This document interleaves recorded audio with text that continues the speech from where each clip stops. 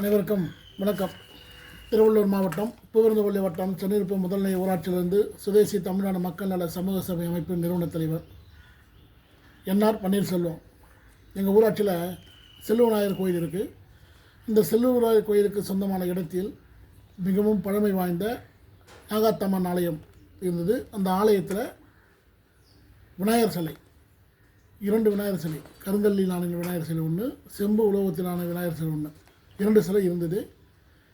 தற்போது ஒரு ஊர் பேர் தெரியாத ஒரு நபர், ஒரு பெண், அந்த இடத்தை சுத்தம் செய்வது போல் செய்து அதுக்கு மறைப்பு கட்டி அதனுள் இருந்த 2 சிலைகளை எங்கு எடுத்து சென்றாலும் தெரியவில்லை. இது வரைக்கும் பார்த்திங்கன்னா அந்த செம்பு சிலை இல்லைங்க.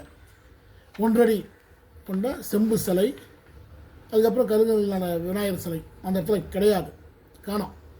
இது சம்மந்தமாக நம்ம அறங்காவலத்துறை ஆணையருக்கு மனு கொடுக்குறேன். பூவிருந்தவல்லி அறங்காவலத்துறை ஆணையருக்கு மனு கொடுக்குறேன்.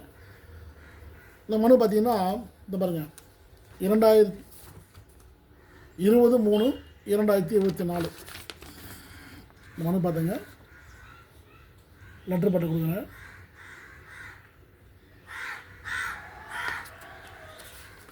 பொதுமக்களுடைய கையொப்பம் விட்டு வாங்கி கொடுத்துருக்கேன். இந்த இடத்துல இது போல் இல்லை, காணவில்லை, ஆக்கிரமிப்பு செய்திருக்காங்க, இதை அகற்றி கொடுங்க அப்படின்னு சொல்லி கொடுக்குறேன். நார்மலான ஒயிட் பேப்பர்லேயும் கொடுக்குறேன், லெட்டர் பேட்லேயும். ஏன்னா அந்த லெட்டர் பேடில் வந்து பார்த்தீங்கன்னா கையெழுத்து வாங்கிறதுக்கு பத்தலை. அதனால்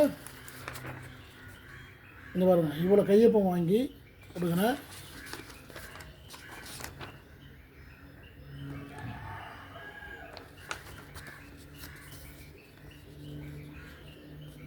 இது வரைக்கும் பூவிருந்தவல்லி அறங்காவலத்துறை ஆணையர் தூங்கி கொண்டிருக்கிறாங்களா, இல்லை ஆக்கிரமிப்பாளருக்கு உடந்தையாக இருக்கிறாங்களான்னு என்று தெரியல.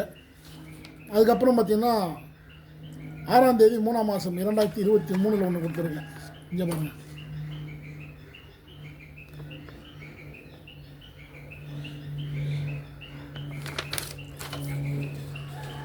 இது பத்தாதுன்னு பூவிருந்தவல்லி காவல் நிலையத்தில்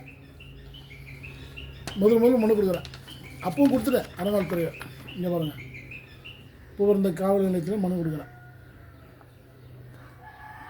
இது யார் செய்யணும்? அறங்காவலத்துறை சார்ந்தவங்க செய்யணும்.